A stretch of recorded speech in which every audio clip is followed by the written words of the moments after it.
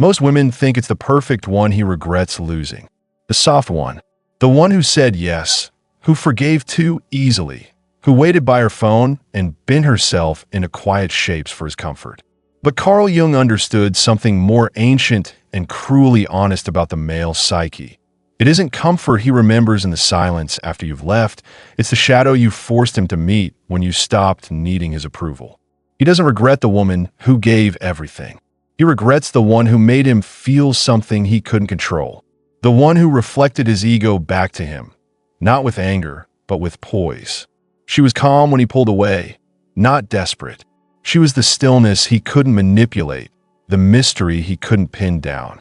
Her presence was a mirror, and in it he saw all that he lacked. That is the woman a man carries like a ghost. She's not always loud. In fact, most of the time, she says nothing at all. She disappears not with drama, but with elegance. A woman like that doesn't slam doors. She lets them close behind her with the softness of finality. She doesn't make a scene, she makes an absence. And in the quiet that follows, he's forced to sit with the one thing he's never been taught to handle, himself.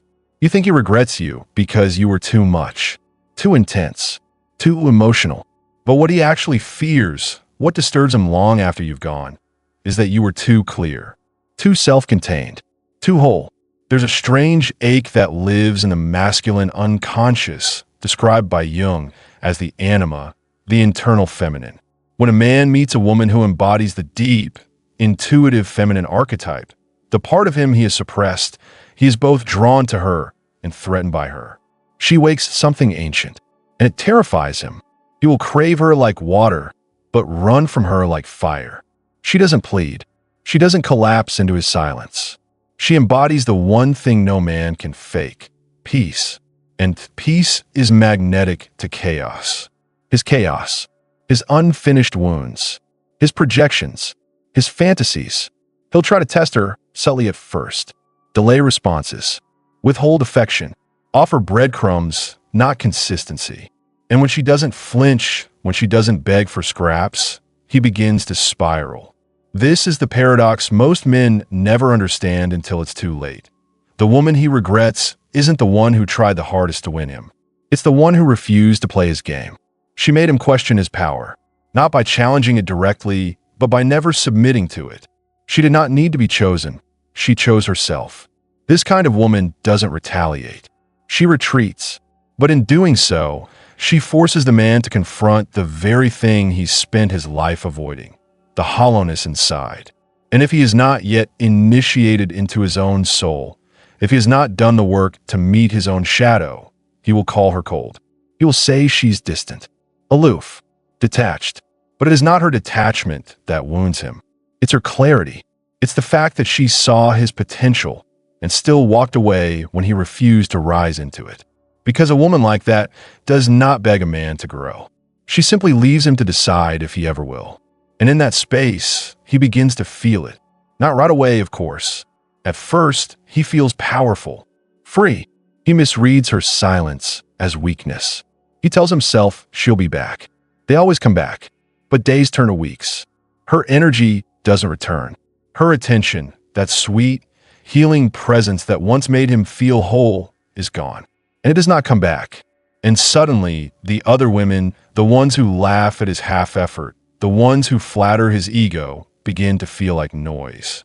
He starts scrolling late at night, wondering what she's doing. Not the woman who needed him, the woman who didn't. That's when the memory starts to ache. He remembers the way she looked at him, not like someone begging to be loved, but like someone who could see him. All of him. His wounds, his beauty, his darkness. And still, she didn't run. She walked, not to punish, not to threaten, but because her soul whispered what his ego couldn't hear. This is not your final form, and I cannot wait for you to find it. He'll regret that woman forever. Not because she broke his heart, but because she showed him what it means to have one. There is a silence that follows her departure, not the silence of absence, but the silence of confrontation. A man alone with his own reflection begins to unravel slowly, like a thread pulled from a tightly wound spool. What he thought was power, the withholding, the aloofness, the game, begins to rot in his hands. He realizes then that power without depth is nothing but fear in disguise. Carl Jung understood this with unnerving precision. He called it the return of the repressed, the moment when what we've buried returns, not as memory, but as a haunting. The woman he regrets forever is not a woman he remembers for what she did. He regrets her because of what she awakened in him. This kind of woman doesn't love loudly. Her love is slow fire, transformational. She doesn't praise a man's surface, she summons his depths. That's why she's unforgettable, because she saw the man beneath the armor, the soul behind the posture, the little boy behind the seducer. And still, she didn't reach to rescue. She waited, offered presence, not validation. But when the mask stayed on too long, when he chose comfort over growth, she bowed out. Not angrily, but with quiet finality. This is not the woman who screams, "You'll regret this." This is the woman who simply vanishes, not as punishment, as a consequence. Her silence becomes sacred. It's the sound of a boundary fully embodied. And he feels it not just in his mind, but in his body. Because feminine detachment, when it comes not from bitterness, but from alignment, is an alchemy that can crack even the most armored ego. He regrets her in the quiet moments, in the soft spaces, when another woman touches his skin but doesn't reach his soul. He regrets her when he hears a laugh that doesn't carry the same weight, when he tries to recreate the magic and finds only mimicry. You see, most women seek to be remembered through presence. But the woman he regrets? She is remembered through absence. She becomes myth, an echo, a riddle he cannot solve. He tries to move on, of course, seeks out replacements. But there's a hollowness he can't shake. Because while others ask for love, she asked for him. The real him, the raw, unrefined, deeply human version he's never been taught how to be. And when he couldn't meet her there, she didn't chase. She withdrew. That withdrawal burned deeper than any rejection. Because she didn't leave with anger. She left with love. And a woman who can walk away in love. That is power most men will never understand. That is the wound that doesn't close. Because Jung taught us, the things we do not face become our fate. And so he's left reliving her in the choices he makes. Choosing women who won't challenge him. Relationships that won't reflect him. Love that doesn't stretch him. But he cannot forget her. Because she was not a lesson. She was a mirror. She didn't punish his wounds. She illuminated them. She didn't shame his shadows. She named them. And in doing so, she offered him something rare. The invitation to become whole. But wholeness is terrifying to the fragmented man. And so he chose the known pain over the unknown transformation. Now he walks with that choice like a weight, carries her like a phantom. He sees her in dreams, in music, in the spaces where silence speaks louder than sound. Not because she cursed him, but because she called him. Once, fully, with her whole heart. And he turned away. That is the kind of loss a man never recovers from. Because that's not just the loss of a woman. It's the loss of himself. There's a moment in every man's life when he realizes she wasn't trying to change him. She was trying to love the part of him he kept hidden, even from himself. And when he refused that love, not with cruelty, but with cowardice, something within him began to fracture. Not visibly, not suddenly, but over time. Because the woman he regrets forever isn't the one who made him feel superior. It's the one who made him feel seen. And being seen is terrifying for a man who has only ever known validation through performance. The masculine ego, as Jung taught, thrives on projection, power, status, control. But this kind of woman, she sees beneath that. She sees the unhealed wounds hiding behind success, the aching boy behind the polished words. And she offers no praise for the mask, only space for what lies beneath it. That space is where his undoing begins. Not because she wounds him, because she refuses to feed his illusion. You must understand, for many men, love has always come through control, through being needed, through being chosen by someone who doesn't yet know her worth. That kind of love is easy, predictable, safe. But she was not that kind of love. She was dangerous. Not because she wanted to be, but because she existed fully without apology. A woman rooted in her own worth, who knows the difference between loneliness and solitude, cannot be manipulated. She doesn't flinch when ignored. She doesn't perform for affection. She does not try to win love. She embodies it. And for a man who still believes that love must be earned, that truth is unbearable. So he retreats, withdraws, tests her devotion, offers breadcrumbs, hoping she'll starve for more. But she does not starve. She feasts on her own knowing, her own peace, her own radiance. And when he sees that she will not chase him, that she will not shrink for him, something primal inside him begins to panic. He didn't expect to miss her like this. He didn't expect not being needed to hurt more than being left. Because the truth is, what bruises the masculine ego most is not rejection, it is irrelevance. And she makes him feel irrelevant, not through cruelty, but through detachment, through living, through blooming in the absence of his attention, through rising not to provoke him, but in spite of him. She becomes the woman who is no longer within reach, not because she ran, but because she ascended, and he regrets her in the deepest chambers of his being, the ones untouched by words or logic, in the spaces where longing lives, in the dark corners where memory turns into myth. He'll remember how she looked at him, not with admiration, but with recognition, as if she could see the man he was meant to be, not the man he was performing. And he'll remember how she stopped looking, how she withdrew her gaze like the sun disappearing behind a cloud. Slowly, finally, without rage, without closure. Because a woman like her doesn't need closure. She is the closure. And that realization will torment him long after the thrill of freedom fades, after the distractions quiet, after the shallow replacements fall away. Because she was not just a woman. She was a moment in time when he was offered everything: soul, love, depth, reflection, and he wasn't ready. He'll wonder what would have happened if he had stayed, if he had let her see him without the armor, if he had dared to become more than what he'd always been. But that's the burden of the unawakened man. He realizes too late that the woman who loved him enough to leave was the only one who could have taught him how to stay. And in that slow, aching revelation, he comes to understand something deeper than regret, something existential. It's not just that he lost her. He lost the version of himself she once believed in. Because the woman he regrets forever didn't fall for who he pretended to be. She saw behind the curtain. She loved the man behind the mask, raw, fractured, unfinished.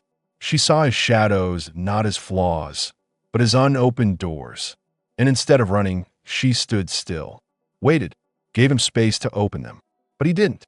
He chose pride over surrender, certainty over growth, ego over evolution. And that choice haunts him. Because most women only reflect a man's strengths, admire the surface, praise the obvious. But she reflected his potential. And potential is terrifying to those who fear failure more than stagnation. So he dismissed her, minimized her, told himself she was too much, too intense, too deep. He whispered lies to himself in the dark, that she'd come back, that she needed him more than he ever needed her. But with each passing season, her memory only grows sharper. Not for what she gave, but for what she never begged for. She didn't chase. She didn't plead. She disappeared with grace, and that is what echoes. Because she didn't need him to change. She simply didn't stay when he refused to. And that is the kind of feminine power no man forgets, the power of non-resistance. The power of letting go without resentment. The power of knowing one's value so deeply, begging becomes foreign, even absurd. Carl Jung taught us that what we suppress returns in dreams, in projections, in patterns. And so she returns to him, not in person, but in fragments, in late-night silence, in songs that remind him of the softness in her voice, in the quiet strength of a woman who knew how to leave without losing herself. And she haunts him, not because she cursed him, but because she blessed him with a glimpse of the life he could have had if only he'd been brave enough to meet her in the depths. He will see her again, not in body, but in reflection, in the tired eyes of a woman he cannot love, in the heavy quiet after meaningless sex, in the emptiness that follows temporary conquest. He will look into the mirror and not see his own face, but the absence of hers. Because she was more than a lover. She was a guide, a doorway, a test. And he failed. He failed not because he didn't know what he had, but because he did and still chose lesser ground. And now, every woman who comes after her carries the weight of comparison. He won't speak it aloud, but they will feel it. That he is searching for something he once held and couldn't hold. That he is kissing lips he hopes will taste like hers. That he is lying beside bodies while his soul still aches for presence, the kind only she carried. But no one else will mirror him quite like she did, because she didn't try to complete him. She invited him to complete himself. And when he declined that invitation, he lost more than a relationship. He lost the mirror that made him whole. Some men spend their entire lives chasing the echo of a woman they could not rise for. Not because she was loud or unforgettable in the way society glamorizes, but because she was precise, intentional, rare. The woman he regrets forever wasn't the one who fit into his life. She was the one who disrupted it, not with chaos, but with calm, not with demands, but with dignity. She didn't try to make him stay. She didn't ask him to choose her. She simply lived in such alignment with her truth that his indecision became its own rejection. And so she left. But her leaving was not the punishment. It was the mirror, because now he must live with the truth she refused to dilute. That love without depth is only distraction, and attention without presence is starvation.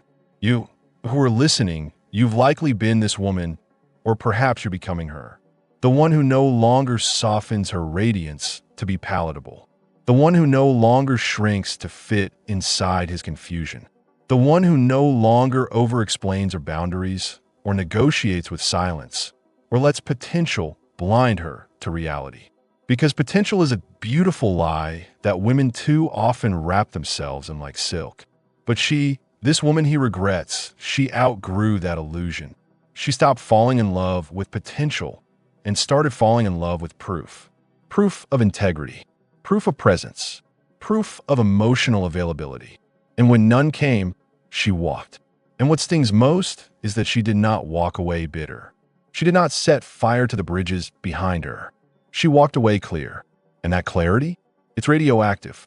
It lingers in his system like truth that can't be unlearned. Every woman who comes after her is a chance to forget and a painful reminder that he can't. Because none of them require him to become. They accept the version of him she once challenged. And though it feeds his ego for a while, the soul hungers. It remembers the taste of accountability. The ache of her gaze, not lustful, not adoring, but piercing. A gaze that said, I see you. I see the man beneath the mask. Are you ready to see him too? And when he blinked and turned away, she didn't flinch. She didn't mourn the version of him he refused to be. She simply let him go. Because a woman who's done her shadow work doesn't attach herself to someone who hides from theirs. This is why she is unforgettable. She is the living embodiment of the anima integra, the fully expressed inner feminine. She is soft and unshakable, warm and boundaried, loving and sovereign. And when a man meets her, it is not romance he feels, it is confrontation.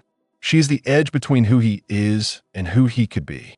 And when he retreats, when he chooses comfort over transformation, he leaves not just a woman behind, but a path toward wholeness, toward integration, toward love that doesn't flatter the ego, but liberates the soul. He may try to find her again, years later, in messages left unread, in subtle online searches, in conversations laced with nostalgia. But she will be elsewhere, not waiting, but evolving. Not bitter, but blooming, because that is the nature of a woman who knows her worth. She doesn't chase, she chooses. And when she chooses to walk away, it is not from lack. It is from knowing deeply, irrevocably, that she is no longer available for love that costs her herself. She becomes legend, not the kind written in books, but the kind that lives in the pauses of a man's breath when he's alone, in the words he cannot say, in the eyes he avoids meeting in the mirror. She is the woman he regrets forever, not for what she did, but for who she was and who she invited him to be.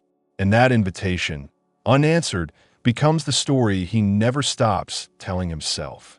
The story that ends not with a bang, but with a silence so full it echoes. And so it ends not with drama, not with a climactic goodbye, but with a slow awakening. She does not return. She does not reach out. She does not leave crumbs for him to follow. She simply isn't there anymore. Not in the places where he once felt adored. Not in the corners of his mind where her name used to echo in soft reassurance. Not in the fantasy of her waiting, forever patient, for him to arrive at readiness. That fantasy has withered. In its place is the chilling truth. She is gone because she chose herself. You see, she wasn't trying to teach him a lesson. She wasn't playing a role in some grand emotional theater. She simply moved on because she could, because her healing was no longer tied to his awakening, because she realized something most never do. Love does not require endurance of harm, nor loyalty to someone unwilling to evolve. This is where the real story begins. With her, with the woman he regrets, no longer trying to be understood, but finally understanding herself. She no longer romanticizes pain. She no longer calls struggle love. She has rewritten the myth that taught her to sacrifice her fire for a man still afraid of his own shadows. Now, she walks alone, not in loneliness, but in sovereignty. And in this solitude, she does not shrink. She expands. She becomes the woman who no longer waits to be chosen. She chooses. She chooses stillness over chaos, depth over performance, clarity over confusion, presence over potential.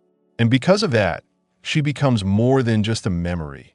She becomes a threshold, a rite of passage, a moment every man remembers when he stands at the edge of becoming. In silence, she is louder than every woman who ever begged. In absence, she is fuller than any presence that came from fear. He will regret her when he's held by arms that never demanded his soul. He will feel her in the pause between shallow conversations. He will hear her voice in the quiet shame of his own avoidance. Because she was not the one who needed him. She was the one who reflected him. And now, as she blooms, not in revenge, but in radiance, he remains where she left him, holding the ghost of the woman who only asked him for one thing: to meet her where he truly was, not where he pretended to be. But he could not. And so she let him go, not to hurt him, but to honor herself. And that is the moment a man never forgets. Because the woman who knows her worth doesn't chase, she chooses.